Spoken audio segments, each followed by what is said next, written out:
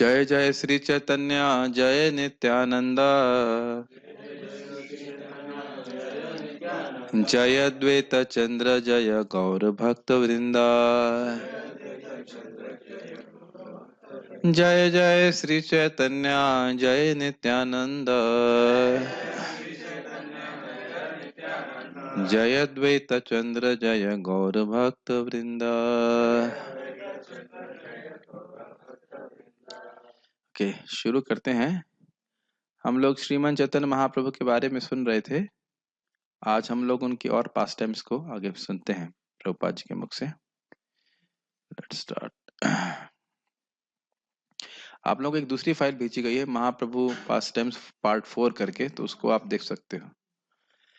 अपने गृहस्थ जीवन में हम लोग ने कल जगाई मधाई के उद्धार के बारे में सुना था। अब हम लोग आगे सुनते हैं। अपने गृहस्थ जीवन में महाप्रभु ने अधिक चमत्कार नहीं दिखाए जिनकी आशा ऐसे महापुरुषों से की जाती है। आप इधर आ सकते हो, इधर बैठे।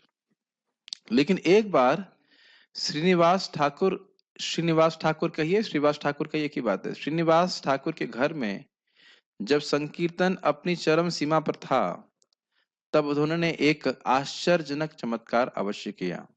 कुछ लोगों को, जो लोग नए हैं उनको नहीं पता होगा, श्रीनिवास ठाकुर या श्रीवास ठाकुर नारद जी के अवतार हैं। हम लोग श्रीवास आदि को और भक्त वृंद बोलते हैं, तो श्रीवास ठाकुर जी हैं, वो नारद जी के अवतार है। उनके घर में वो गृहस्थ के रूप में आए थे। एक भक्त प्रश्न किया, प्रभु जी नारद जी तो ब्रह्मचारी हैं, यहाँ गृहस्थ बन गए। भाई लीला में एक अलग बात है, लीला में गृहस्थ के रूप में आए हैं वो अलग बात है, लेकिन ऐसे वो शाश्वत रूप से ब्रह्मचारी हैं, विरक्त भक्त हैं। तो उनके घर में रोज रात में संकीर्तन हुआ करता था। तो वहां बोल रहे हैं कि एक दिन जब संकीर्तन चरम सीमा पर था, तब उन्होंने एक आश्चर्यजनक चमत्कार अवश्य किया। किन्होंने? श्रीमन चैतन्य महाप्रभु ने, निमाय पंडित ने। उन्होंने भक्तों से पूछा कि वे क्या भोजन ग्रहण करना चाहते हैं। ये प्रश्न भक्तों को वैसे भी बहुत अच्छा लगता है कि नहीं? जब उन्हें बताया गया कि वे आम ग्रहण करना चाहते थे, तो उन्होंने आम की एक गुठली मंगवाई। यद्यपि वह आम की होना चाहिए, आम की ऋतु नहीं थी। ऋतु समझते? मौसम नहीं था। जब आम की गुठली ला दी गई, तो उन्होंने श्रीवास के आंगन में उसे बो दिया और तुरंत ही उस बीज से एक पौधा अंकुरित होने लगा। देखते ही देखते पौधे ने एक पूर्ण विकसित आम के वृक्ष का रूप धारण कर लिया। जो भक्त ग्रहण कर सके, उससे भी कहीं ज्यादा पके फलों के भार से पौधा झुका हुआ था। वह वृक्ष श्रीनिवास के आंगन में लगा रहा और भक्तगण इससे इच्छानुसार फल प्राप्त करते रहे। तो ये सारी बातें हमको शास्त्र के आधार पर स्वीकार करनी चाहिए। आपको ये कैसे हो सकता है प्रभु जी?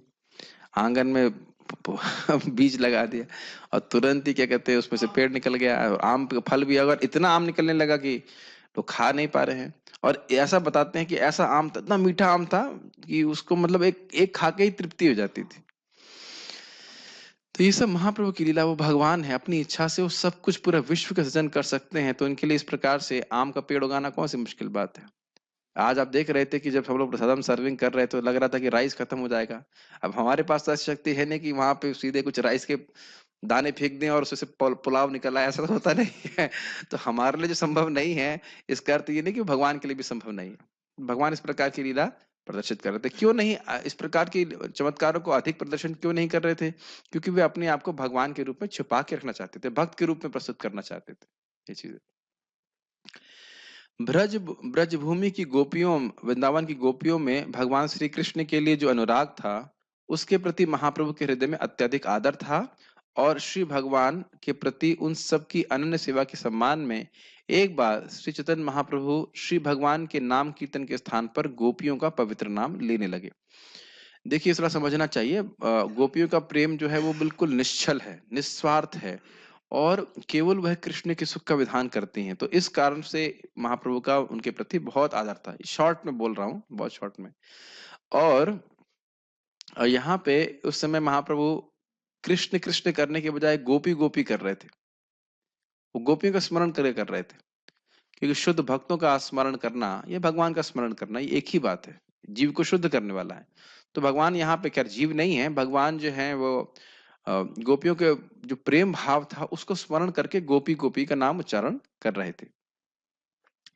उस समय उनके कुछ विद्यार्थी जो उनके शिष्य भी थे, उन्हें मिलने वहां आए, और जब उन्होंने महाप्रभु को गोपियों का नाम उच्चारण करते देखा तो उन्हें आश्चर्य हुआ। उन्होंने निरीमूर्तावश महाप्रभु से पूछा कि वे गोपियों का नाम लेकर क्यों कीर्तन कर रहे हैं, और उन्हें परामर्श दिया कि वे कृष्ण नाम का कीर्तन करें। समझ में आया क्या? वो प्रश्न एग्जैक्टली ये था उसका कि कृष्ण नाम कीर्तन करने से पुण्य मिलता है, और ये गोपी गोपी करने से पुण्य क्या मिलेगा, तुम गोपी गोपी क्यों कर रहे हो? और ये एक नाम अपराध है। भगवान के नाम का उच्चारण या भगवान के भक्तों के नाम का उच्चारण यह कोई पुण्य क्रिया नहीं है। इसको चैतन्य चरितामृत में कहा गया कि कोई कहता है कि अगर एक कृष्ण के नाम को कोई कोटि अश्वमेध यज्ञ के बराबर रख रहा है तो दंडे तारयम, उसको यमराज जी दंड देते हैं। आप समझ रहे हैं ना मेरी बात? ऐसे लग रहा है कि हम प्रशंसा कर रहे हैं कि एक एक कृष्ण नाम बोलने से, क्या नाम बोलने से? कृष्ण। कैसे? कृष्ण। हाँ, एक बार कृष्ण बोलना 1 करोड़ अश्वमेध यज्ञ के बराबर है। अगर कोई ऐसे भी बोल रहा है तो वह भी अपराध है, उसको यमराज जी दंड देते हैं। उस व्यक्ति का भगवान के नाम पे श्रद्धा नहीं है। नाम की तुलना किसी भी वस्तु से नहीं की जा सकती। तो वहां प्रभुपाद जी कोट भी करते हैं कि प्रयाग में या कुरुक्षेत्र में कहीं पे क्या सूर्य ग्रहण में करोड़ों प्रयाग पे आप करोड़ों करोड़ों कल्पों तक निवास करिए, गंगा जी के स्थान पे निवास, ऐसे करके बहुत सारे बात बोलते हैं। गंगा जी के स्थान पे निवास करिए, गोविंद कीर्ति न शतांश, ऐसे करके 100वां भाग भी नहीं है हरे कृष्णा बोलने से के बराबर। अब इस पे बहुत विचार कर सकते हैं, इतना बड़ा लाभ है हरे कृष्ण बोलने का और फिर भी हरे कृष्ण नहीं बोलते। आज ही भक्तों को मैं बोल रहा था, सुबह कहते हैं बहुत ठंड लग रही है, 5 बजे कैसे उठें, और जब शाम के 5 बजे में जब करने आते तो कहते हैं शाम को कैसे करें, शाम को बहुत काम है। तो सुबह भी दिक्कत है, शाम को भी दिक्कत है, तो फिर जो जन्म मृत्यु की दिक्कत है वो कैसे सॉल्व होगी? तो ये आप लोग तो खैर डिवोटी हैं, जो डिवोटी नहीं है वो इस प्रकार से यही दिक्कत ही बोलते रहते हैं, समझ नहीं पा रहे कि हरे कृष्ण करके व्यक्ति को कितना फायदा हो सकता है। तो वह कृष्ण नाम को एक पुण्य से कंपेयर कर रहा था। क्या वो सोचा था पुण्य करने के लिए कृष्ण नाम करते हैं? तो लेकिन कृष्ण नाम हम कृष्ण प्रेम प्राप्त करने के लिए, स्वाभाविक सी बात है कि पुण्य इत्यादि मिल जाता है, लेकिन पुण्य प्राप्त करके स्वर्ग इत्यादि प्राप्त करने के लिए हरि नाम उच्चारण नहीं किया जाता है। समझते हैं इस बात को? और क्यों महाप्रभु कर रहे थे? गोपियों का स्मरण करके, उनके प्रेम भाव का स्मरण करके। इतनी बात समझ में आ रही है आप लोग? अब वह समझ नहीं पा रहा था। इस समय भावावेश में स्थित महाप्रभु उन मूर्ख शिष्यों द्वारा विचलित कर दिए गए। उन्होंने उन्हें फटकार लगाई और भगा दिया। ये समझना चाहिए कि केवल भगा नहीं दिया। अगर आप पास टाइम पढ़ेंगे तो भाग रहे थे पीछे मारने के लिए, पिटाई करने के लिए भागे, तो कस के भागा, तो महाप्रभु के भक्तों ने फिर उनको शांत किया। तो ये स्थिति थी, इसलिए उसको ज्यादा दिक्कत हुई। वे विद्यार्थी सोचता था कि मैं भी ब्राह्मण हूँ, ये भी ब्राह्मण है, ये मुझे कैसे डांट सकता है, ये पिटाई कर सकता है, ऐसे करके। ये विद्यार्थी लगभग महाप्रभु की ही आयु के थे। आपको याद होना चाहिए कि महाप्रभु 16 साल में ही अपनी पाठशाला खोल दिए थे। लेकिन महाप्रभु तो भगवान है, तो पढ़ा रहे हैं, लेकिन उम्र जो है उनकी बहुत ज्यादा अधिक नहीं थी, तो सोचता था मेरे बराबर का है, टीचर हो गए तो क्या समझता अपने आप को, ये बात है। अतएव वे भ्रमवश उन्हें अपने समकक्ष समझ बैठे थे, और ये प्राय हम गलती कर ही देते हैं। जो टीचर है या हमारे गुरु महाराज हैं, उनके पास में अगर हम ज्यादा रहते हैं तो सोचते हैं अरे ये भी तो सामान्य व्यक्ति हैं, ये तो बहुत लाइक अग्नि के बहुत, क्या बोलते हैं, अग्नि के बहुत पास जाना, और अग्नि से बहुत, क्या अग्नि ऐसे कुछ अग्नि से, अग्नि के पास जाने से ठंड और सब तो दूर हो जाती है, लेकिन अग्नि से जलने का भी बहुत खतरा रहता है। तो इन ऑल्टर पे भी भगवान के सामने पास रहने से, तो इसका मतलब सेवा नहीं करे, ऐसी बात नहीं है, लेकिन पास रहता है व्यक्ति और भगवान को समान व्यक्ति मानने लगता है। तो यहाँ पे भी हम देख रहे हैं कि महाप्रभु की लीला में वह उनको एक सामान्य व्यक्ति मान रहे थे। अतएव वे भ्रमवश उन्हें अपने समकक्ष समझ बैठे थे। फिर उन्होंने एक बैठक करी। विशेष रूप से विद्यार्थी, प्राध्यापक, सकामकर्मी, योगी, अभक्त तथा विभिन्न प्रकार के नास्तिक ही श्री भगवान की भक्तिमय सेवा के विरोधी होते हैं। मैं आगे बढ़ गया कुछ, सॉरी। सॉरी है, और यह तय किया कि यदि वे फिर से इस प्रकार डांटेंगे तो उन पर आक्रमण कर दिया जाएगा। मतलब वो कौन होता है मुझे मारने वाला, हम भी ब्राह्मण हैं, वो मारेगा तो हम भी मिलकर के उसे पिटाई करेंगे। ये तब बोल दिया, इतना बड़ा अपराध महाप्रभु के खिलाफ किया उन्होंने। इस घटना से समान जनता में महाप्रभु के विषय में कुछ द्वेषपूर्ण बातें फैल गईं। तो जो जिसको कृष्ण प्रेम प्राप्त है उसके बाह्य आचरण से आप कुछ समझ नहीं सकते हैं। इसीलिए एक भक्त हुए, इनका नाम था बंशीदास बाबा जी महाराज। वो महान परमहंस वैष्णव थे, लेकिन श्रील भक्तिसिंह ठाकुर जी अपने शिष्यों को बस थोड़ी सी सेवा करके उनको बोलते वापस आ जाओ, क्योंकि उनकी बात समझ नहीं पाते, उनके प्रति अपराध कर देते। उन्हें कहते जाके सेवा करो, कुछ उचिष्ट मिल जाए, ऐसे कर गया, लेकिन बाह्य रूप से आप समझ नहीं पाएंगे वो कितने बड़े भक्त हैं। तो बाह्य आचरण को देख करके कहीं निंदा कर दिया या कुछ दोष देख लिया तो वो दुर्गति को प्राप्त होगा। तो यहाँ पे भी देख रहे हैं कि वो बाह्य आचरण को देख करके महाप्रभु को समझ नहीं पाया। ठीक है। जब महाप्रभु को इसका पता चला तो वे समाज में रहने वाले विभिन्न प्रकार के मनुष्यों पर विचार करने लगे। उन्होंने ध्यान में लिया कि विशेष रूप से विद्यार्थी, प्राध्यापक, सकाम कर्मी, योगी, अभक्त तथा विभिन्न प्रकार के नास्तिक ही श्री भगवान की भक्तिमय सेवा के विरोधी होते हैं। जैसा कि ये व्यक्ति थोड़ा सकाम कर्मिक भावना से युक्त था, वो सोच रहा था कि पुण्य कमाने के लिए हमारी नाम कर रहे हैं। तो यहाँ पे वो देख रहे हैं, विचार कर रहे हैं महाप्रभु की इनका उद्धार कैसे होगा। अतएव उन्होंने विचार किया, मेरा ध्येय है इस युग के सभी पतित आत्माओं का उद्धार करना, किंतु यदि वे मुझे एक सामान्य व्यक्ति मानकर मेरे प्रति अपराध करते हैं तो इससे उन्हें लाभ नहीं हो सकता। ये बहुत इंपॉर्टेंट बात है कि जैसे ही उन्होंने अपराध किया उनका सारा ज्ञान ढक गया। महाप्रभु के प्रति जैसे ही उन्हें सामान्य बुद्धि करी, मनुष्य बुद्धि करी, तुरंत ही उनका ज्ञान नष्ट हो गया, सॉरी उनका ज्ञान जो है वो नष्ट हो गया। बुरा वो उनका जो अज्ञान से ज्ञान नष्ट हो गया, अज्ञान से उनका हृदय आवृत हो गया। तो ये बहुत इंपॉर्टेंट बात है। तो अब वो उन्होंने महाप्रभु के प्रति अपराध किया है, लेकिन महाप्रभु उनका कल्याण करने के बारे में सोच रहे हैं। ये ध्यान रख लीजिएगा पॉइंट, ये अभी आगे समझ में आ जाएगा महाप्रभु ने संन्यास क्यों लिया। तो उन्हें किसी न किसी रूप में, तो यदि उन्हें आध्यात्मिक अनुभूति के जीवन का प्रारंभ करना है तो उन्हें किसी न किसी रूप में मुझको नमस्कार करना होगा। इस प्रकार महाप्रभु ने संन्यास आश्रम ग्रहण करने का निश्चय किया, क्योंकि जन सामान्य की प्रवृत्ति सन्यासी का सम्मान करने की रहती है उस समय। अब तो सन्यासी का भी सम्मान नहीं करते, लोग कहते हैं भूखे हैं, पेट भरने के लिए सन्यास ले लिया, पेट चलाने के लिए सन्यास ले लिया, ये स्थिति हो गई है। लेकिन पहले ऐसा सन्यासी का सम्मान करते थे। 500 वर्ष पूर्व समाज की दशा आज की तरह गिरी हुई न थी। उन दिनों लोग सन्यासी का आदर करते थे और सन्यासी भी सन्यास आश्रम के विधि विधानों का पालन करने में पूर्ण कट्टर होते थे। ये दो बातें भी महत्वपूर्ण हैं। आजकल लोग साधुओं का सम्मान इसलिए भी नहीं करते हैं क्योंकि साधु सम्मान वाला कार्य करते भी नहीं है कि नहीं। लेकिन फिर भी साधुओं के प्रति सम्मान है। अभी भारत में इतना साधु लोग गड़बड़ किए हैं, फिर भी साधुओं के प्रति सम्मान है, विश्वास है लोगों का कि हाँ भाई साधु लोग हमें सही बताएंगे, जबकि मोस्टली साधु लोग गड़बड़ बताते हैं। बहुत रेयर इस्कॉन के डिवोटीज हैं जो ठीक ठीक बता रहे हैं शास्त्र के द्वारा, गीता भागवत के द्वारा, अन्यथा किसी को कोई जानकारी नहीं है। और आपको अगर टेस्ट करना हो तो बहुत सिंपल तरीका है, 3 प्रश्न करें साधु जी से। हम कौन है, भगवान नहीं, पहले अपने पूछो हम कौन है, भगवान कौन है, भगवान से हमारा क्या संबंध है और उस संबंध को हम कैसे जागृत कर सकते हैं। याद हुए प्रश्न आपको? शिवम प्रभु, हम कौन है, भगवान कौन है, भगवान से हमारा क्या संबंध है, चौथा प्रश्न है कि हम उसे कैसे जागृत कर सकते हैं। अगर ये चारों प्रश्नों के सही सही उत्तर दिए तब आप कह सकते हो कि हाँ भाई साधु है। और वो ये देखना होगा कि क्या वाकई वैसे कर भी रहा है। ऐसा नहीं, आपको बहुत आसान लगता है, लेकिन आप प्रश्न कीजिएगा। मैं एक बार जा रहा था ट्रेन में तो मैंने बोला हाँ हम भी जानते हैं महात्मा है, हम भी जानते हैं। फिर मैंने पूछा भगवान कौन है, भगवान कौन है, गुरु जी कुछ बताए कभी? कहते ना गुरु जी तो कुछ बताया नहीं। जनाब आप जा रहे हो ना गुरु जी के पास, आप पूछना जाकर गुरु जी से कि भगवान कौन है। ये कोई सामान्य बात नहीं है। तो उत्तर आप जानते ही हैं, हम लोग भगवान के दास हैं, जीवात्मा हैं, भगवान कृष्ण हैं और भगवान से हमारा नित्य संबंध है। प्रेममय संबंध 4 रसों में होता है और भक्ति के द्वारा वह संबंध जागृत होता है। तो ये 4 प्रश्नों के एकदम सही सही उत्तर शास्त्र के अनुसार ये हैं। तो अगर नहीं समझ रहा है व्यक्ति तो समझ लेना चाहिए कि वो सन्यासी, ब्रह्मचारी जो कुछ भी है वो सब फ्रॉड है। फिलॉसफी अगर गड़बड़ है तो वो सब कुछ गड़बड़ है।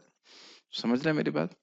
ये बात समझ में लोगों को नहीं आती है, लेकिन ये बहुत गंभीर बात है किसी को भी आंख मूंद करके विश्वास नहीं करना चाहिए। और स्पेशली जो कह रहा है कि ईश्वर निराकार है, भगवान निराकार है, तो एक नंबर का चोर है, तो उसकी बात कभी नहीं सुननी चाहिए। ठीक है। तो आप समझ रहे हैं कि लोग अनादर क्यों करते हैं। भगवान श्री चैतन्य महाप्रभु इस कलयुग में सन्यासी जीवन बिताने के ज्यादा पक्ष में न थे, जिसका कारण केवल यह था कि इस युग में बहुत कम सन्यासी सन्यास जीवन के विधि विधानों का पालन करने में सक्षम होते हैं। लेकिन श्री चैतन्य महाप्रभु ने सन्यास ग्रहण करके आदर्श सन्यासी बनने का निश्चय किया, जिससे कि सामान्य जनता उनका सम्मान कर सके। तो सम्मान प्राप्त करने के लिए महाप्रभु ने सन्यास लिया, ये इसका कंक्लूजन है। यही लिखा हुआ है। महाप्रभु ने सन्यास ग्रहण करके आदर्श सन्यासी बनने का निश्चय किया, जिससे कि सामान्य जनता उनका सम्मान कर सके। शानू प्रभु यही तो लिखा है ना, लिखा है ना ये कि सामान्य जनता से सम्मान प्राप्त करने के लिए उन्होंने सन्यासी बने। यही लिखा है ना, यही अर्थ है। लेकिन अर्थ ये समझना चाहिए। अर्थ का मतलब अर्थ ये है, महाप्रभु भगवान है, तो सन्यासी जानकर के भी कोई व्यक्ति उनको प्रणाम करता है तो उससे उसके अपराध नष्ट होंगे और फिर आगे प्रगति करेगा। भगवान को प्रणाम करना एक बहुत बड़ी सेवा है, बहुत बड़ी सेवा है। जैसे आप कृष्ण बोलो, कृष्णा, कुछ लगा? कुछ नहीं लगा, लेकिन बहुत बड़े फायदा हो गया। उसी प्रकार से भगवान को प्रणाम करते हैं तो भगवान के प्रति जो हमारे अपराध होते हैं वे सब नष्ट होते हैं, फिर आगे प्रगति। देखो अपराध की वजह से हम रुक रहे हैं तो अपराध नष्ट होता है, फिर आगे व्यक्ति प्रगति करता है। जान अनजान जो भी भगवान से प्रणाम सॉरी अपराध हो जाता है, प्रणाम करने से भगवान माफ करते हैं। तो समझ रहे, अनजाने में वो लोग भगवान के प्रति अपराध कर रहे थे, अब वह सन्यासी मानकर भी उनको प्रणाम करेंगे तो भी उनकी आध्यात्मिक प्रगति होगी, ये बात बोल रहे हैं। चूंकि सन्यासी को सभी वर्गों तथा आश्रमों का गुरु माना जाता है, वर्णों होना चाहिए ना मेरे ख्याल से, वर्ग का ये वर्ण, वर्णों लिखा है ना, इसमें थोड़ा टाइपिंग एरर है। वर्णों का अर्थ हो गया ब्राह्मण, क्षत्रिय, वैश्य, शूद्र, और आश्रम का मतलब ब्रह्मचारी, गृहस्थ, वानप्रस्थ, सन्यास, इस प्रकार। क्योंकि सन्यासी को सभी वर्णों तथा आश्रमों का गुरु माना जाता है, अतएव प्रत्येक व्यक्ति सन्यासी का आदर करने हेतु कर्तव्यबद्ध है। जैसे आप जानते हो शास्त्र का नियम है कि सन्यासी को देख के प्रणाम नहीं किया है तो फिर आपको उस दिन फास्टिंग करना होता है। हाँ देखिए प्रश्न आ गया कि क्या दंडवत करना जरूरी है या केवल ऐसे बस हाथ जोड़ लें। दंडवत करना जरूरी है, दंडवत हो या एटलीस्ट पंचांग हो, पंचांग करना चाहिए। अरे भाई आपके पैर नहीं मुड़ते हैं तो एक अलग बात है, लेकिन जिन्हों की सुविधा है उन्हें तो करना चाहिए ना, इससे हमारी ही प्रगति होती है। कभी कभी आपने ये भी सोच लगता है ये उतने अच्छे सन्यासी नहीं है, ये भी बोलने लगते हैं बाप रे ये इतनी दुर्गति है। पहले उसको व्यक्ति जो सोच रहा है कहो तुम पहले पूरा जीवन शादी ना करके बताओ, ब्रह्मचर्य का पालन कर पाओ नहीं कर पाओ आगे की बात है, तुम केवल शादी ना करके दिखाओ, केवल शादी ना करके दिखाइए। एक भक्त ऐसे बहुत कुछ ब्रह्मचारियों की इसे कुछ गलत नेगेटिव बोल लेते हैं, अभी मुझे नेक्स्ट टाइम मिलेंगे मैं बोलूंगा कि आप पहले शादी ना करके दिखाते, आप इतना आसान नहीं है इन इच्छाओं को सहन कर पाना।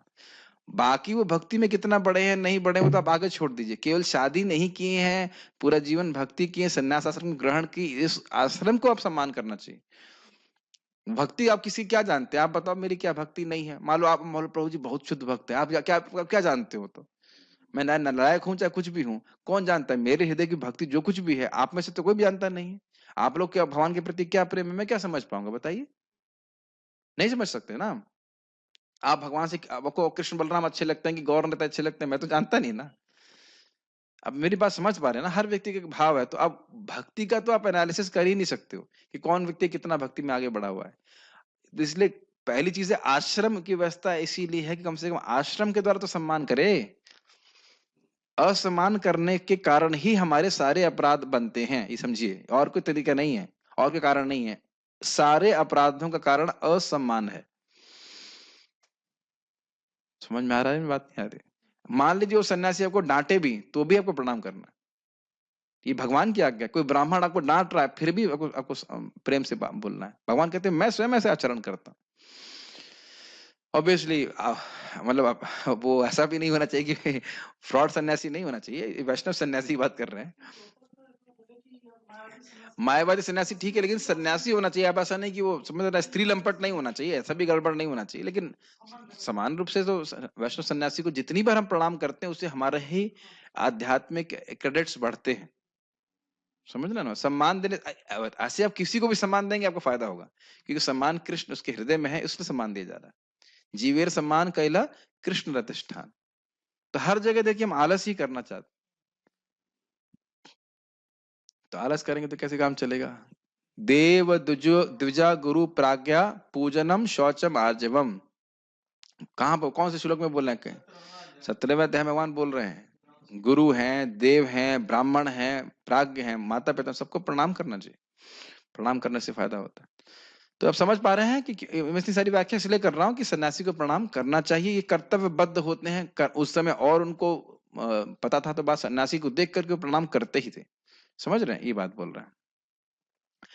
जब वे सन्यास ग्रहण करने की सोच ही रहे थे कि एक ऐसी घटना घटी कि केशव भारती नामक मायावादी संप्रदाय के एक सन्यासी, जो बंगाल में कटवा के निवासी थे, नवद्वीप आए और महाप्रभु ने उन्हें अपने यहाँ पर भोजन पर आमंत्रित किया। जब केशव भारती उनके घर पहुंचे तो महाप्रभु ने उनसे सन्यास प्रदान करने का अनुरोध किया। यह मात्र औपचारिकता थी।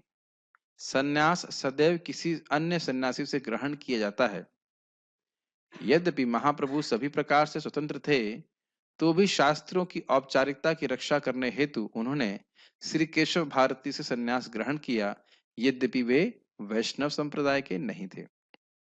एक इंटरेस्टिंग बातें हैं कुछ इसमें। एक बात तो यहाँ पे थी कि हम भूल गए बताना ये बात कि महाप्रभु की कृपा निरुपाधिक है। जो लोग उनसे द्वेष कर रहे थे, जिन्होंने उनके प्रति अपराध किया, उनका उद्धार करने के लिए किसको त्यागा उन्होंने? अपनी वृद्धा माता, जो माता यशोदा स्वयं है, जिनका प्रेम अनंत है भगवान श्री चैतन्य महाप्रभु के प्रति। और उसके बाद 16 साल की पत्नी, वो भी साक्षात लक्ष्मी जी हैं। वो कितना प्रेम करती हैं महाप्रभु से, निमाय पंडित से के रूप में जब थे, हम लोग उसकी कल्पना भी नहीं कर सकते। लेकिन उन लोगों के प्रेम को मतलब कह सकते, एक तरह से कह सकते हैं, मतलब तिरस्कार तो नहीं कहना चाहिए शब्द, लेकिन मतलब उन लोगों का उद्धार करने के लिए जो उनसे द्वेष करते हैं, महाप्रभु ने घर छोड़ दिया।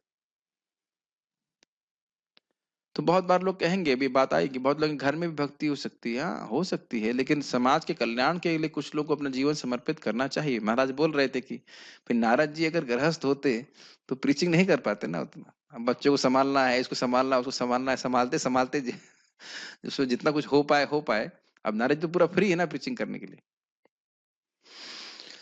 तो ये एक बहुत इंपॉर्टेंट शिक्षा हमको श्रीमन चैतन्य महाप्रभु से प्राप्त हो रही है। जीवन समर्पित करना चाहिए कृष्ण के लिए, कृष्ण की सेवा हो जाए, कृष्ण और कृष्ण का प्रचार हो जाए, इस हेतु वह सन्यास ली। ये इस पे जितना विचार करेंगे बहुत अद्भुत लगेगा आपको। अभी भले अद्भुत ना लग रहा हो, लेकिन रियली बहुत अद्भुत है, क्योंकि सची माता जैसे प्रेम करने वाली माँ कोई हो नहीं सकती, या विष्णु प्रिय जैसी पत्नी हो नहीं सकती।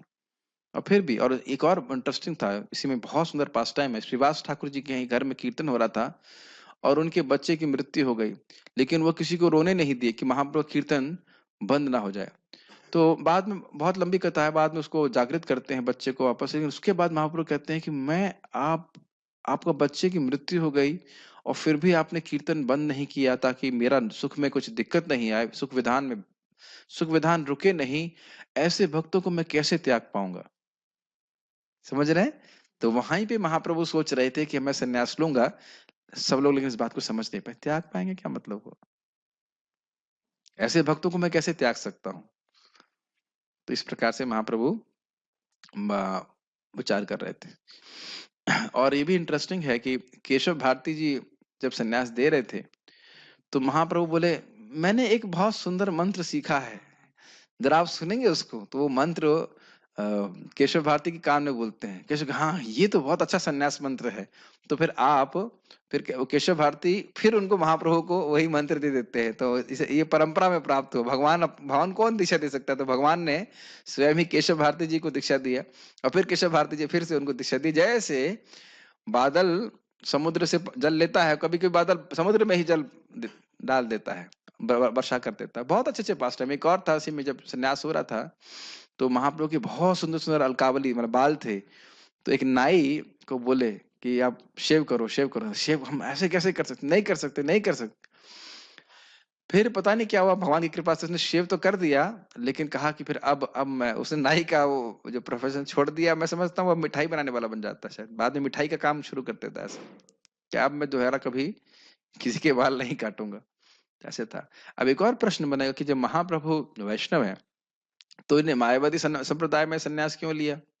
तो समझना चाहिए कि उस समय लोग मतलब संन्यास मतलब मायावाद संप्रदाय को ही मानते थे कि संन्यास है, तो इस कारण से वो स्वीकार करेंगे उनको मुख्य रूप से। वैसे वैष्णव संन्यास भी था। एक और इसमें इंपॉर्टेंट पॉइंट है कि देखिए, व्यक्ति का संप्रदाय भले ही कुछ है, लेकिन इसका जरूरी अर्थ ये नहीं है कि उसका उसका इंक्लिनेशन भी उधर है। इंग्लिश में कहूंगा, one's affiliation can be towards in a संप्रदाय, but one's inclination may not be necessarily in that संप्रदाय। सत्यापित हो गया कि भाई ये गौड़ीय वैष्णव है, लेकिन जब तक शिक्षाओं का पालन नहीं कर रहे हैं, वास्तविक रूप से संप्रदाय में हम दीक्षित नहीं हुए। मेरी बात आप समझ में आ रही है? आपने किसी से भी दीक्षा ले लिया, चलो अच्छी बात, दीक्षा लिया, लेकिन दीक्षा के साथ साथ क्या गौड़ीय वैष्णव संप्रदाय, मैं एग्जाम्पल दे रहा हूँ, कौन सा वैष्णव संप्रदाय है, उसकी क्या शिक्षाएं हैं, क्या मेरा भाव उस तरह से है। जैसे गौड़ीय वैष्णव संप्रदाय में राधा कृष्ण की उपासना है, यही दिया गया है, या गौर जी के माध्यम से हम लोग राधा कृष्ण की उपासना करते हैं, ये सीखे है ना। तो फिर वो जब स्वीकार करेगा उस भाव को, तो फिर उसका इंक्लिनेशन, उसकी प्रवृत्ति संप्रदाय में भी है। सर्टिफिकेशन तो होगा कि यहाँ के हैं, लेकिन उसकी प्रवृत्ति भी है। तो महाप्रभु भले ही बाह्य रूप से मायावादी संप्रदाय में संन्यास ले लिए, लेकिन उनकी वो तो शुद्ध, मतलब शुद्ध भक्त नहीं कहना चाहिए, भगवान है, स्वयं है, तो भक्ति, भगवान की भक्ति ही करते रहे। बाह्य रूप से बोलते थे अरे मैं तो मायावादी सन्यासी हूँ, ये हूँ वो हूँ, लेकिन भगवान की भक्ति ही थे। समझ में आ रहा ना ये बात? ये नहीं सोचना चाहिए कि महाप्रभु मायावादी संप्रदाय में थे ना। इसीलिए आप देखेंगे जब शिष्य परंपरा के बारे में बात हो रही है तो उसमें वो महाप्रभु शिष्य, गुरु शिष्य परंपरा में है कि नहीं, आप समझ गए होंगे मेरी बात। माधवेंद्रपुरी पाद, फिर ईश्वरपुरी पाद, और फिर महाप्रभु, और महाप्रभु के बाद छठ गोस्वामी इत्यादि। समझ रहे हो? शिक्षा की बात होती है, शिक्षा बहुत इंपॉर्टेंट है। ओके, ये सब बातें मैं समझा रहा हूँ क्योंकि देखिए बहुत सारी चीजें अभी शॉर्ट में यहाँ पे है, पूरी बात नहीं समझ में आती है, लेकिन थोड़ा बताना आवश्यक है। ठीक है, कि क्यों वैष्णव संप्रदाय से न होने के बाद ही उन्हें संन्यास लिया था। श्री केशव भारती से विचार विमर्श करके महाप्रभु ने औपचारिक रूप से संन्यास ग्रहण करने हेतु नवदीप से कटवा के लिए प्रस्थान किया। उनके साथ श्रील नित्यानंद प्रभु, श्रील चंद्रशेखर आचार्य तथा श्रील मुकुंद दत्त थे। इन तीनों ने इस संस्कार में उनकी सहायता करी। महाप्रभु द्वारा संन्यास ग्रहण करने की इस घटना का वर्णन श्रील वृंदावन दास ठाकुर कृत चैतन्य भागवत में विस्तार से किया गया, तो हम पढ़ सकते हैं। इस प्रकार अपने 24वें वर्ष की समाप्ति पर माघ मास में महाप्रभु ने संन्यास आश्रम स्वीकार किया। कौन से साल में किया? 24वें साल में। 24वें साल में 24 साल के तो बहुत लोग हो गए यहाँ पे तो कम से कम ब्रह्मचारी तो रहो संन्यास नहीं ले सकते तो अब देख लीजिए कितना कठिन है। ऐसे तो बड़ा आक्षेप कर देता है व्यक्ति सन्यासी ये वो, अब लेके दिखाओ 24 साल में सन्यास, बड़ा मुश्किल है। मिलेगा भी नहीं, दिखाओगे क्या? इस्कॉन में तो 50 साल से पहले आपको सन्यासी नहीं मिलता। प्रभुपाद के समय में था, अब तो 50 साल से पहले नहीं देते। माघ मास जाड़े का समय हुआ ना? माघ कब होता है? फरवरी जनवरी, ठीक, गौर पूर्णिमा के 15 दिन पहले। इस आश्रम को स्वीकार करने के बाद वे भागवत धर्म के पूर्ण रूपेण उपदेशक बन गए, भक्ति का प्रचार करना शुरू किया। यद्यपि वे अपने गृहस्थ जीवन में भी यही उपदेश कार्य करते थे, किंतु जब उन्हें अनुभव हुआ कि उनके प्रचार में कुछ बाधाएं आ रही हैं, तो उन्होंने पतितात्माओं के लिए अपने गृहस्थ जीवन के सभी सुखों का बलिदान कर दिया। उनके गृहस्थ जीवन में श्रील अद्वैत प्रभु तथा श्रील श्रीवास ठाकुर उनके मुख्य सहायक थे, किंतु संन्यास आश्रम ग्रहण करने के उपरांत उनके मुख्य सहायक श्रीला नित्यानंद प्रभु, जिन्हें विशेष रूप से बंगाल में प्रचार कार्य के लिए नियुक्त किया गया था, और श्रील रूप तथा सनातन गोस्वामी आदि षड गोस्वामी, श्रील रूप गोस्वामी, श्रील सनातन गोस्वामी, श्रील जीव गोस्वामी, श्रील गोपाल भट्ट गोस्वामी, श्रील रघुनाथ दास गोस्वामी तथा श्रील रघुनाथ भट्ट गोस्वामी थे। इन सब के बारे में तो वर्णन करने में पूरा एक अपने आप में पूरा जीवन ही है, लेकिन ये महान आचार्य हुए, ये श्रील चैतन्य महाप्रभु के सीधे सीधे शिष्य थे, डायरेक्ट डिसाइपल कहा जाता है। और क्या बात कर रहा था मैं, आपको बताया था मैंने कि महाप्रभु ने नित्यानंद प्रभु को कहा पुरी में कि आप अगर मुनि की तरह शांत बैठे रहोगे तो लोग का उद्धार कैसे होगा। तो फिर महाप्रभु ने नित्यानंद प्रभु को भेजा था बंगाल में प्रचार करने के लिए, और महाप्रभु ने स्वयं साउथ इंडिया में प्रीचिंग किया था। ठीक है, बातें मोटा शॉर्ट में बताऊंगा, पूरा करेंगे तो फिर बहुत विस्तार हो जाएगा। श्रील रूप तथा श्रील सनातन गोस्वामी को वृंदावन जाकर आज के तीर्थ स्थानों की खुदाई करके प्रस्थापित करने हेतु नियुक्त किया गया। इस प्रकार भगवान चैतन्य महाप्रभु की इच्छा से आधुनिक वृंदावन नगरी तथा ब्रज भूमि की महत्ता का प्रकटीकरण हो सका। ये सब इंपॉर्टेंट बात है कि इससे पहले तक कुछ महान वैष्णव ही वृंदावन में आकर रहते थे, जो एकदम परमहंस भक्त थे, बिल्कुल वो जंगल जैसा था सब कुछ। लेकिन जो आजकल हम देख रहे हैं ये वृंदावन का स्थान है, जितने भी हैं लीला स्थलियों को प्रकट किया था इस षड गोस्वामी गणों ने। जैसे कि महाप्रभु ने सत्यापित किया था कि राधा कुंड यहाँ पे है, चैतन्य चरितामृत में पढ़ेंगे। फिर उसको बड़े विस्तार से राधा कुंड और श्याम कुंड का निर्माण जीव गोस्वामी जी के नहीं जीव गोस्वामी जी की अध्यक्षता में रघुनाथ दास गोस्वामी जी करवाए थे उनको, मतलब लेकिन जो भी धनवान किसी व्यक्ति ने दिया था, लेकिन उसकी अध्यक्षता थी शिला जीव गोस्वामी जी के द्वारा। यहाँ पे भी आप देखते हो राधा गोविंद मंदिर है और मदन मोहन मंदिर है, और कौन सा मंदिर है, गोपीनाथ मंदिर भी है, राधा गोविंद जी, राधा मदन मोहन, राधा दामोदर, हाँ तीन, और राधा रमण इत्यादि, ये सब षड गोस्वामी के मंदिर हैं। और इसके द्वारा भक्तों को भगवान की महिमा मालूम चली। ये इंपॉर्टेंट, अभी तक लोग भगवान के पास भगवान दर्शन करने के लिए लोग जाते हैं। बहुत शॉर्ट में बोल रहा हूँ, सब तो सब विस्तार में सब कुछ बताया गया, चैतन्य चरितामृत में आप पढ़ सकते हैं। तो ये हमने क्या चीज सीख रहे, आराध्य भगवान ब्रजेश तनया तद धाम वृंदावन। तो भगवान का धाम भगवान से भिन्न है, तो धाम की महत्व को महाप्रभु प्रकाशित करना चाहते थे। ठीक है, उसमें भी आप देख सकते हैं श्रील प्रभुपाद की कृपा से जब इस्कॉन वृंदावन का मंदिर बना, इससे और प्रचार फैला है, इसकी वजह से और लोग वृंदावन आ रहे हैं और भगवान की भक्ति के बारे में जान पा रहे हैं। महाप्रभु संन्यास ग्रहण करने के उपरांत तुरंत वृंदावन रवाना होने की इच्छा प्रकट की। महाप्रभु ने कहना चाहिए, महाप्रभु ने संन्यास ग्रहण करने के उपरांत तुरंत वृंदावन रवाना होने की इच्छा प्रकट करी। वे 3 दिनों तक निरंतर राढ़ देश में, वह स्थान जहां गंगा नहीं बहती, यात्रा करते रहे। वे वृंदावन जाने के विचार में पूर्ण भावावेश में थे। क्या यही तब होता है जब देवता लोग महाप्रभु आके कहते हैं कि नहीं अभी वृंदावन आने का जाने का समय नहीं हुआ है? मुझे याद नहीं आ रहा, लेकिन कहीं पे एक बार महाप्रभु जब वृंदावन जा रहे थे पहली बार, तो देवता लोग कहते हैं ना अभी वृंदावन में जाइए, ऐसा कुछ था, बट मैं अभी याद नहीं आ रहा। और 3 दिन तक महाप्रभु, जो याद नहीं आ रहा तो छोड़ देते हैं अभी। हाँ, और अभी 3 दिन तक महाप्रभु कुछ खाए ही नहीं, बोले मैं वृंदावन जा रहा हूँ, मैं वृंदावन जा रहा हूँ, ऐसे करके। लेकिन श्रील नित्यानंद ने उनका मार्ग बदल दिया और उन्हें अद्वैत प्रभु के घर शांतिपुर ले आए। अब ये क्या हुआ तो जरा देखिए। नित्यानंद प्रभु बोले कि महाप्रभु तो भावावेश में है, और वहां जितने भी गडरिये समझते हैं जो गाय वाय चराते हैं, उनको बोलना कि जब भी महाप्रभु बोले कि वृंदावन का स्थान कहाँ है, तो कहते हैं ना इधर शांतिपुर की ओर डायरेक्ट कर दीजिए। और जब शांतिपुर नवदीप के गंगा जी के उस तरफ है ना शांतिपुर, तो महाप्रभु गंगा जी के स्तर पे बैठे हुए हैं, वेट कर रहे हैं, और नित्यानंद प्रभु उस समय आते हैं। तो महाप्रभु कहते हैं कि नित्यानंद तुम भी वृंदावन आ गए? ये नहीं, ये क्या स्थान है? तो बोले कि ये वृंदावन है। नित्यानंद प्रभु बोले ये वृंदावन है, क्योंकि पहले बच्चों को बोल देते थे, देखो उनको बता देना वृंदावन है, वृंदावन है, वृंदावन है।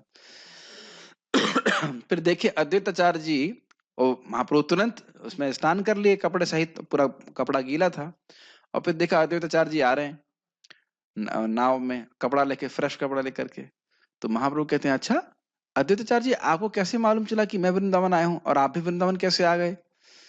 तो अद्वैताचार्य जी कहते हैं अरे जहां पे आप हैं वही वृंदावन है। तो फिर जब महाप्रभु को बाह्य चेतना आई तो कहते हैं अरे ये नित्यानंद ने मुझसे धोखा किया है। तो कहते नहीं धोखा नहीं किया, श्रीपाद मतलब नित्यानंद प्रभु कभी धोखा नहीं करते। आप जानते हैं कि प्रयागराज में संगम हो जाता है यमुना जी का और गंगा जी का। तो आपने जिस घाट पे स्नान किया है वहां पे यमुना जी की धारा बहती है, तो आपने यमुना जी में ही स्नान किया, आप वृंदावन में ही हैं, ऐसा करके वो बोलते हैं। तो आप देखेंगे महाप्रभु के भक्त बड़े चतुर हैं बात करने में महाप्रभु से, कभी महाप्रभु भगवान जीत नहीं पाते हैं, बहुत बार जीत भी जाते हैं, लेकिन पॉइंट है कि भक्त लोग बड़े चतुर हैं कृष्ण को अपने संग रखने के लिए। तो ये कहा कि आपने 3 दिन से कुछ खाया नहीं है, मैं गरीब ब्राह्मण हूँ, कुछ थोड़ा बहुत बनाया है, थोड़ा बहुत का समझ रहे हैं मतलब, बहुत विस्तार से प्रसाद बनाए थे, थोड़ा बहुत बनाया, आप आइए और उसको ग्रहण कीजिए। उस प्रकार से वो जाते हैं उनके यहाँ पे। महाप्रभु श्रील अद्वैत प्रभु के घर में कुछ दिन ठहरे रहे। श्रील अद्वैत प्रभु ने ये भली भांति जानते हुए कि महाप्रभु अब सदा के लिए अपना घर बार छोड़ रहे हैं, उनकी माता श्रीमती सची को अपने पुत्र से अंतिम भेंट करने हेतु नवदीप से बुलवा लाने हेतु अपने आदमी भेजे। ये बड़ी इंटरेस्टिंग है कि वहां पर जो कुकिंग की जिम्मेदारी थी वो सारी शची माता को दी गई। क्यों? शची माता ने कहा कि आप सब लोग तो पुरी या अन्य जगह जाकर महाप्रभु से मिल भी सकते हो, मैं तो कभी मिल नहीं पाऊंगी, ये खाना बनाने का मौका मुझे दोबारा मिलेगा नहीं, तो इसलिए मैं ही बनाऊंगी। तो जितने समय महाप्रभु वहां पे रहे तो शची माता ने ही पूरी कुकिंग करी इस प्रकार से। और जो पहली बार जब ये बड़ा इंटरेस्टिंग है, जब पहली बार मतलब आप समझ रहे नाव से लेके आए अद्वैताचार्य जी अपने घर पे प्रसाद बनाया, तो नित्यानंद प्रभु भी थे, बड़ा सुंदर फोटो भी है उसका, चैतन्य चरितामृत में आप पढ़ सकते हैं।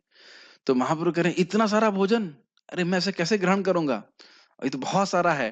और फिर भी महाप्रभु को खिलाए, महाप्रभु खाए। और नित्यानंद प्रभु क्या कहते हैं, 3 दिन हो गए कुछ खाने को मिला नहीं, और आज लगता है मुझे आज ही भूखा रहना पड़ेगा ऐसे ही प्रेम कलह जैसे कहते हैं आदित्याचार्य जी से करते हैं, कह रहे इतना थोड़ा सा खाना दिया है, कैसे काम चलेगा। तो आदित्याचार्य जी कहते हैं आप कौन से सन्यासी हैं, अवधूत हैं, आपके सन्यास का कुछ पता नहीं, क्या कहाँ से सन्यास लिए, सन्यास नहीं बोले, आपकी जाति की कुछ पता नहीं। ये सब उनकी गुणगान कर रहे हैं, ऐसा लग रहा है उनकी भर्त्सना कर रहे हैं। अब देखिए मैं एक गरीब ब्राह्मण हूँ, जो दिया उसे संतुष्ट रहना चाहिए। तो नित्यानंद प्रभु चावल लिए जो खा रहे थे झूठा, और ऐसे फेंक दिए, और वह चावल का टुकड़ा या जो कण थे, जब आदित्याचार्य जी को लगा तो पूरा एकदम आनंद में आ गए। तो नित्यानंद प्रभु की जो लीला है वो समझ में नहीं आती, बड़े कौतुक की है। तो महाप्रभु कह रहे हैं बहुत खिला दिया, कहते हैं तो मैं तो भूखा रहना पड़ेगा। बहुत सुंदर पास टाइम से सब चैतन्य चरितामृत में वर्णन है, आप उसको जरूर पढ़िएगा। इसी के लिए जीवन है भाई। कुछ धूर्तों का कहना है कि सन्यास ग्रहण करने के उपरांत, और रोज खूब कीर्तन होता था, प्रसाद ऐसा नहीं खाली खा ही रहे थे बस, महाप्रभु 3 दिन खा ही रहे, खूब अद्भुत कीर्तन हो रहा था। कुछ धूर्तों का कहना है कि सन्यास ग्रहण करने के उपरांत महाप्रभु अपनी पत्नी से भी मिले, उन्हें पूजा के लिए अपनी पादुका दी, लेकिन प्रामाणिक स्रोतों से ऐसी भेंट की कोई सूचना प्राप्त नहीं होती है। इसीलिए चैतन्य चरितामृत, चैतन्य भागवत ही प्रामाणिक स्रोत हैं, इधर उधर से महाप्रभु के बारे में नहीं सुनना चाहिए। पादुका की पूजा होगी वो एक अलग बात है, लेकिन महाप्रभु ने अपनी पत्नी से मिले ये तो प्रमाण नहीं है ना। संन्यास धर्म का बड़ा गंभीरता से पालन किया। जैसे भगवान श्री राम ने कहा था कि मैं क्या था वो उनका व्रत, 14 साल राम वनवासी, तापस वेश विशेष उदासी, 14 साल राम वनवासी, ये कंडीशन थी, तापस वेश रहेगा और वनवासी रहेंगे। तो भगवान श्री राम कभी किसी गांव में भी प्रवेश नहीं किए, कुछ चेक नहीं कर रहा था वहां पे, लेकिन कभी भगवान श्री राम अच्छा कपड़ा नहीं पहने और जटाजूट रहे थे, और कभी किसी गांव में प्रवेश नहीं किए।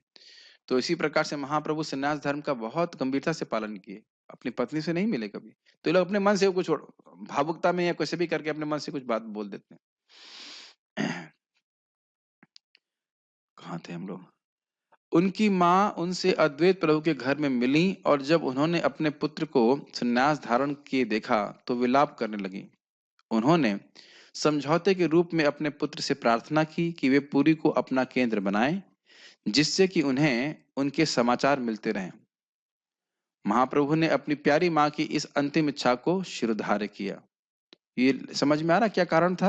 वो कह रही थी कि पुरी और बंगाल तो बिल्कुल बगल बगल घर जैसे हैं, भक्त लोग आते रहते हैं, तो इस प्रकार से मेरे को आपकी सूचना प्राप्त होती रहेगी। जैसे जगदानंद पंडित, यस, शीला दामोदर पंडित और जगदानंद पंडित दोनों ही को महाप्रभु ने बीच बीच में भेजा था, और वो महाप्रभु की लीला को भक्तों से सुनाते थे।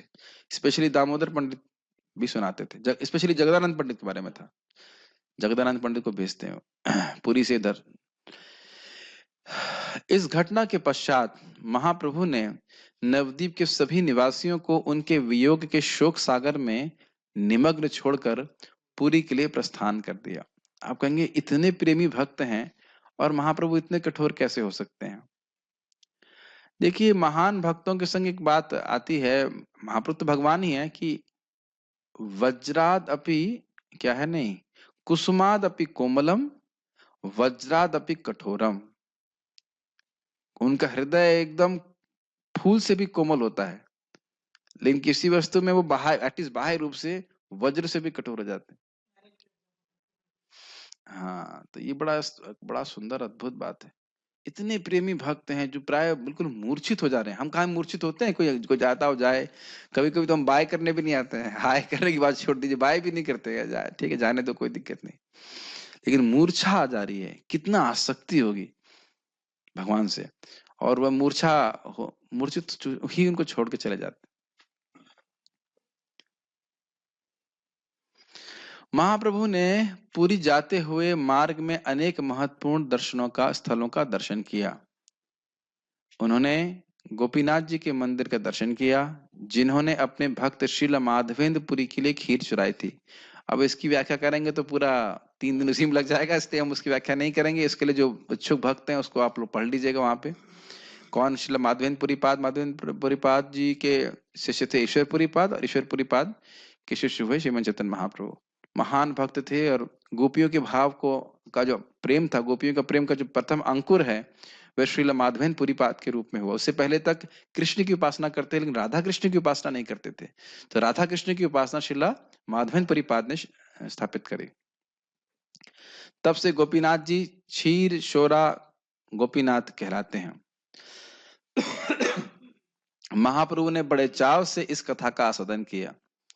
चुराने की प्रवृत्ति परम चेतना तक में पाई जाती है, परंतु यह प्रवृत्ति श्री भगवान द्वारा प्रदर्शित की गई थी, अतएव इसकी विपरीत प्रकृति समाप्त हो गई, और इस परम विचार के आधार पर श्री चैतन्य महाप्रभु द्वारा भी यह पूजनीय बन गई कि श्री भगवान तथा उनकी ये चौर वृत्ति एक तथा अभिन्न है। क्या बोल रहे हैं? हिंदी तो समझ में नहीं आ रही, क्या बोल रहे हैं?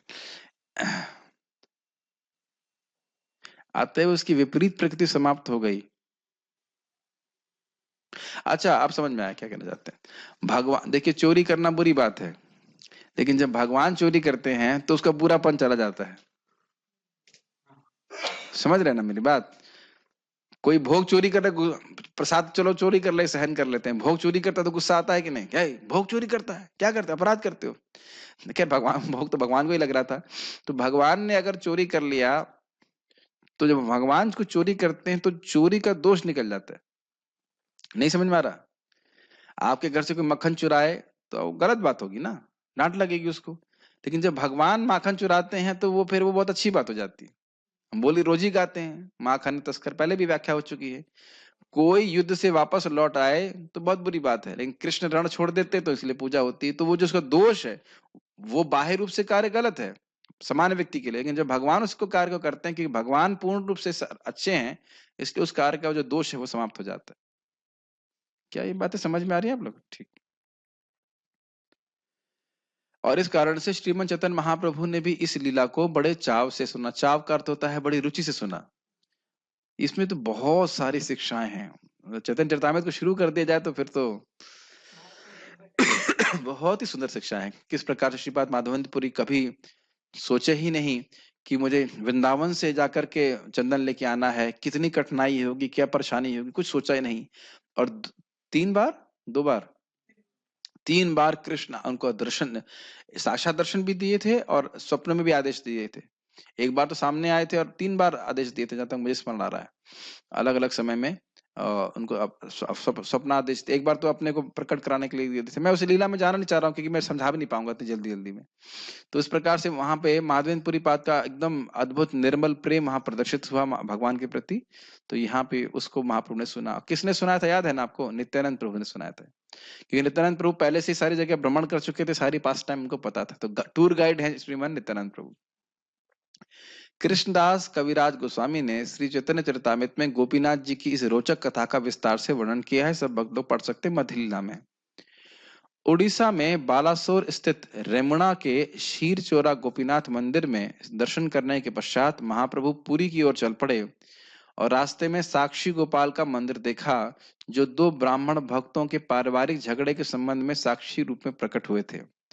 उन्होंने साक्षी गोपाल की कथा बड़े ही चाव से सुनी, क्योंकि वे नास्तिकों को यह बताना चाहते थे कि महान आचार्यों द्वारा संस्तुत मंदिरों के पूज्य अर्चा विग्रह कोरी मूर्तियां नहीं होते हैं, जैसा कि अल्प बुद्धि वाले लोग आरोप करते हैं। मंदिर का विग्रह श्री भगवान का अर्चा अवतार होता है। अतएव विग्रह सभी प्रकार से श्री भगवान से अभिन्न होता है। वे अपने प्रति भक्तों के प्रेम के अनुसार ही प्रतिभाव कर दिखाते हैं। साक्षी गोपाल की कथा में दो भगवत भक्तों के बीच पारिवारिक अनबन हो गई, तो श्री भगवान ने झगड़ा समाप्त करने तथा अपने सेवकों पर विशेष कृपा दिखाने हेतु वृंदावन से उड़ीसा स्थित विद्यानगर गांव तक अपने अर्चा अवतार के रूप में यात्रा की। वहां से यह विग्रह कटक लाया गया। इसलिए आज भी हजारों तीर्थ यात्री जगन्नाथपुरी जाते समय साक्षी गोपाल मंदिर के दर्शनार्थ आते हैं। अब इससे पहले मैं आगे जाऊं, अब इसको थोड़ा समझा देता हूं। ऐसे मुझे बड़ा खराब लग रहा है, कुछ बताऊं ही नहीं इसके बारे में, कि कुछ भक्तों को पता होगा, बहुत से भक्तों को पता नहीं होगा। दो ब्राह्मण थे, 5 मिनट में हो जाना चाहिए। एक बुढ़ा ब्राह्मण थे, वृद्ध ब्राह्मण थे, एक यंग ब्राह्मण था। और वो तीर्थ यात्रा के लिए चल रहे थे, तो जो ब्राह्मण थे यंग, उन्होंने बहुत सेवा किया उसकी। वो जो दोनों ही लोग बहुत भगवान के प्रेमी थे। तो ऐसा करते करते वो वृंदावन आए। अब वृंदावन में गोपाल जी का मंदिर था। तो वहां पे उस ब्राह्मण ने कहा कि तुमने मेरी इतनी सेवा करी है, मैं अपनी बेटी की शादी तुमको से करूंगा। तो ने कहा, तो जो जवान था ब्राह्मण, उसने कहा, नहीं देखिए, मैं तो बहुत गरीब हूँ और मैं इतना कुलीन भी नहीं हूँ, इतना इतना पढ़ा लिखा भी नहीं हूँ। मैं तो इसलिए सेवा किया कि कृष्ण प्रसन्न हो। आप शुद्ध भक्त हैं, आप कृष्ण मुझसे संतुष्ट हो, इसलिए मैंने ऐसा किया। तो आपके परिवार वाले नहीं मानेंगे तो बड़ी दिक्कत हो जाएगी। मेरे जी को ऐसी कोई मेरी इच्छा नहीं कि आप शादी में दें अपनी बच्ची को, बच्ची नहीं मतलब बेटी को। तो नहीं नहीं नहीं नहीं, मैंने बोल दिया तो सब मानेंगे, ठीक है। अब जब ये वापस आए, पूरी यात्रा समाप्त हो जाती है, तो वृद्ध ब्राह्मण वापस आते हैं और डिस्कस करते हैं कि ऐसे ऐसे मैंने वचन दिया। तो कहते हैं, अरे ऐसे कैसे हो सकता है, उससे हम शादी नहीं कर सकते, ये वो। तब उनको बड़ा चिंता होने लगी। परिवार वाले मान नहीं रहे थे, स्पेशली उनका लड़का अविश्वासी था। जो वृद्ध ब्राह्मण थे, उनका लड़का भक्त नहीं था। तो कुछ समय के बाद जब ये जो यंग ब्राह्मण था, यंग मतलब नवयुवक ब्राह्मण आया, तो उसने कहा कि देखिए, भगवान के सामने आपने प्रतिज्ञा ली। गोपाल जी के सामने ये बात हुई थी। एक्चुअली हम बताना भूल गए कि गोपाल जी के सामने खड़े थे। उन्होंने कहा, नहीं, मैं गोपाल जी को साक्षी रखकर बोल रहा हूं कि मैं तुमको अपनी लड़की जरूर दूंगा शादी में। तो खैर जो भी है, तो अभी वापस आ गए। तो अब जब ब्राह्मण आया तो उन्होंने कहा, देखिए, आपने भगवान के सामने शपथ रखी थी, इस कारण से मैं आपके पास आया हूं, नहीं तो आपकी शपथ नष्ट होगी और आपको उसका पाप लगेगा। तो फिर वो आते हैं। तो कुछ बोलते नहीं वो। तो उनके जो जो वृद्ध ब्राह्मण थे, बड़े चिंतित होते हैं, क्या करें। तो उन्होंने कहा, उनकी पत्नी कहती है, अगर तुमने अपनी लड़की की शादी इनसे करी तो मैं जहर खा के मर जाऊंगी। तो बड़े चिंतित हो गए, अब क्या करें। तो उनका लड़का कहा, उसका कहता है, आप कुछ मत कहिए, मैं जाके देखता हूँ। तो उन्होंने कहा, बोला, देखिए, मेरे पिताजी तो वृद्ध हैं। ये व्यक्ति तीर्थ यात्रा में गया, उसने सेवा करी और कुछ खिला पिला दिया। मेरे पिताजी से मुझे ठीक से कुछ याद नहीं, उनको कुछ याद नहीं आ रहा है कि क्या बोलना चाहते हैं। फिर उसको डंडे से भगा दिए, मतलब डांट करके भगा दिए ब्राह्मण को। लेकिन भगाने से पहले बोला कि नहीं देखो, न सिर्फ इन्होंने बोला बल्कि गोपाल जी भी साक्षी हैं। तो मैंने कहा, हाँ, तो अगर ठीक है, तो भगवान को ले आओ, अगर वो साक्षी हैं तो ले आओ उनको। तो उसको कहा, उसको उसने सोचा कि विग्रह तो ना कभी आके कुछ बोलेगा, आएगा ऐसे करके। तो उसने कहा, ठीक है। अब इस ब्राह्मण का बहुत विश्वास था। तो ये ब्राह्मण फिर देखिए, यहाँ साउथ इंडिया में थे, फिर पैदल पैदल गया। देखने भक्तों का प्रेम कितना। उसको शादी में इतनी रुचि नहीं थी, ब्राह्मण का वचन गड़बड़ ना हो और गोपाल जी की मतलब महिमा प्रकाशित हो, तो वहां पे गया। फिर वो गया और गोपाल जी से बात करता है। अब वो समझ रहे, जो गोपाल जी से बात कर रहा हो कितना उन्नत होगा। तो गोपाल जी से कहा, देखिए, आपने कहा आप साक्षी हैं, आप जाके साक्षी दीजिए कि उसने ऐसा मतलब वरदान, क्या कहते हैं उसको, प्रतिज्ञा करी थी। तो गोपाल जी बोलते हैं, अरे भाई, मैं तो विग्रह हूं, मैं चल कैसे सकता हूँ। अब देखिए भक्तों ने क्या बोला। बोले, जब आप बोल सकते हैं तो आप चल भी सकते हैं। आप फंस गए गोपाल जी। तो फिर उन्होंने, ये बहुत अच्छा लगता है कि उतना उतना चतुर था ब्राह्मण। उसने कहा, बोल सकते हो तो फिर आप चल भी सकते हो। अब देख रहे हैं ना, जो व्यक्ति बोल रहा है भगवान से, उसको कितना प्रेम होगा। तो प्रभुपाद यहाँ बोले हैं कि भगवान का विग्रह भगवान से अभिन्न है। हम बोल नहीं पा रहे। जैसे कि हमारे प्रभु जी की बच्ची है, आप चाहते हैं ना कि बच्ची बोले, अभी बच्ची छोटी तो नहीं बोल पा रहे हैं, आप बोल रहे हैं, है कि नहीं, लेकिन बच्ची नहीं बोल पा रही है। तो ये हमारी स्थिति है। भगवान तो चाहते हैं कि हमसे बात करें, हम लोग अभी कुछ बोल ही नहीं पाते हैं, इसलिए हम लोग क्या बोलते हैं, हरे कृष्णा कृष्णा कृष्णा कृष्णा हरे हरे, हरे राम राम राम हरे हरे। अर्थ समझ में आए या ना आए हमको, लेकिन भगवान को अर्थ समझ में आता है कि हमको पुकार रहा है। ठीक है। तो कहाँ थे हम लोग, कहाँ तक पहुंच गए? हाँ, तो साक्षी गोपाल जी ने कहा कि अरे भाई मैं चलूंगा तो जरूर, लेकिन तुमको मुझे चावल भोग लगाना होगा, और क्या था, एक चीज और बोले थे, मैं भूल रहा हूँ। हाँ हाँ, एक सेर मतलब एक चावल, एक सेर चावल भोग लगाना होगा, और कुछ और बोले थे, और भोग लगाना होगा, और तुम पीछे मुड़ के नहीं देखना, पीछे मुड़ के देखोगे तो मैं वहीं रुक जाऊंगा। तो कहे मुझे मालूम कैसे चलेगा कि आप चल आ रहे हो मेरे पीछे? तो कहते हैं जो मेरे चरणों की वो है नुपुर, नुपुर बोलते हैं ना, हाँ, वो आवाज करेंगी, उससे आप समझ लोगे। तो चल रहे थे, ये कितना स्वीट होगा, आप सोचो कि कृष्ण आपके पीछे पीछे चल रहे हैं, आपको छम छम छम छम सुनाई पड़ रहा है, कितने आनंद में होगा वो। अभी एक एक लीला पे विचार करेंगे ना तो पूरा हफ्ता निकल जाएगा उसके ऊपर। हम तो बहुत शॉर्ट में बोल रहे हैं और खाली स्मरण कर रहे हैं, तो कितना अच्छा लग रहा है। पता नहीं आप लोगों को लग रहा है कि नहीं लग रहा है, लेकिन बहुत सुंदर लीला तो पता होती है, लेकिन जितने बार स्मरण करते हैं लीला का वो बड़ा अच्छा लगता है। तो आते हैं और एक जगह जहाँ पे पहुंचते हैं इनके, कहाँ पे पहुंचे थे, साक्षी गोपाल का मंदिर, कटक नहीं, कटक नहीं, विद्यानगर। विद्यानगर में पहुंचते हैं तो फिर वो छम छम बंद हो जाती है। तो उसे लगा क्या हो गया, गोपाल जी हैं कि नहीं, और मुड़ के देखता है तो देखता है कि गोपाल जी वहीं खड़े हो, कहते हैं अब मेरी इच्छा यही थी, यहीं पे मेरा मंदिर बनाओ, जो भी व्यवस्था करो। अब वह जब आता है उसको देखो, गोपाल जी आए साक्षी देने के लिए, फिर भगवान साक्षी देते हैं कि हाँ इसने इस प्रकार से किया। अब मुझे उसमें ज्यादा वर्णन नहीं है, मुझे ये पता नहीं कि भगवान सबके सामने भी बोले थे क्या, हो बोल सकते हैं, कोई दिक्कत नहीं है कि इसने भाई देखो इस ब्राह्मण ने वचन दिया था, साक्ष्य दिया, तो इसलिए उनका नाम हुआ साक्षी गोपाल। उसके आगे और कथा है कि क्यों किस प्रकार से विद्यानगर से वो कटक आया, और सब अलग अलग कथाएं भक्तों ने उस पर प्रवचन किया हुआ है। तो यहाँ पे था। अब उसके बाद महाप्रभु, तो आप देख सकते हैं कि भगवान अपने भक्तों से कितना प्रेम करते हैं। हाँ, तो ये लेकिन हमारी तरफ से अगर प्रेम होगा तो भगवान से इस प्रकार से आदान प्रदान किया जा सकता है। आप कभी कल्पना भी कर सकते हैं, हम लोग कल्पना भी नहीं कर सकते कि जब गोपाल जी बोल रहे होंगे उस ब्राह्मण से तो उसे कितना सुख मिल रहा होगा। ठीक है।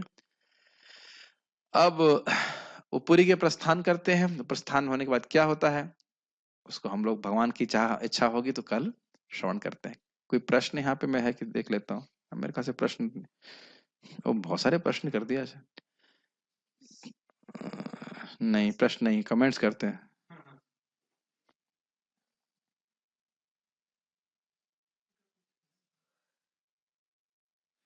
दिन में 11 बार प्रणाम करना चाहिए, ऐसा तो कुछ नियम नहीं है, आप 1100 बार भी कर सकते हो।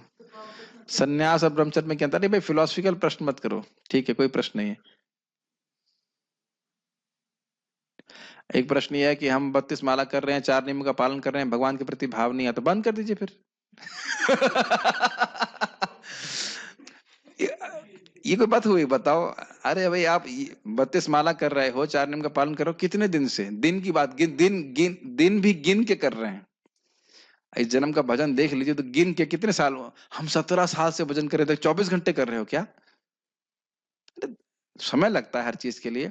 भाव या भाव कैसे भगवान की भक्ति करता है व्यक्ति, प्रकृति करता है, भाव भक्ति इतनी जल्दी नहीं प्राप्त हो जाती। इतना भाव जरूर रहना चाहिए कि भगवान मैं आपका एक तुच्छ दास हूँ और मैं आपकी सेवा के लिए उपस्थित हूँ, इतने भाव जरूर रखना चाहिए। इसीलिए शास्त्र सुनना बहुत जरूरी है, ऐसे एक दिन में भाव उत्पन्न नहीं हो जाता। ठीक है, ये तो प्रश्न चलता ही रहेगा, भैया रुकते हैं। श्रीमन चैतन्य महाप्रभु की जय, श्रील प्रभुपाद